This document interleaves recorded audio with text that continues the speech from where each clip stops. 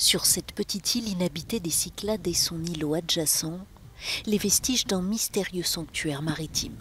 Il y a environ 4500 ans, à l'âge de bronze, des visiteurs venaient y déposer des fragments d'objets artisanaux et de statuettes, très certainement dans un acte de dévotion. Durant des années, les archéologues de l'université de Cambridge ont travaillé à la récupération de ces objets, aujourd'hui exposés à la galerie municipale d'Athènes.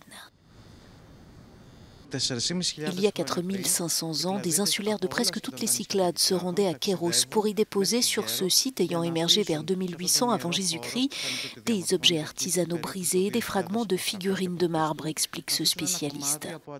Il s'agissait d'un acte rituel très particulier. Sur l'îlot de Daskalio, qui était relié à l'extrémité de Kéros à l'époque, se trouve une importante structure architecturale, une installation très organisée. Les archéologues y ont notamment découvert des fragments de statuettes considérées comme des idoles primitives. Une partie des origines de la Grèce antique se trouve donc peut-être ici.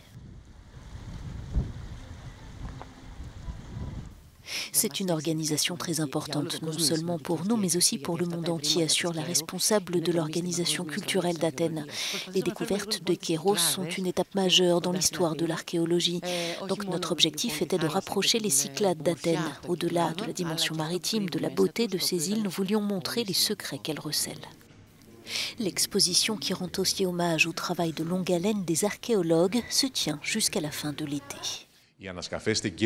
Au cours des 13 dernières années, les fouilles sur l'île de Kéros et l'îlot de Daskalio ont mis au jour les trésors de ce site majeur de la civilisation cycladique, conclut notre correspondant. Les spécialistes espèrent en révéler à l'avenir tous les secrets.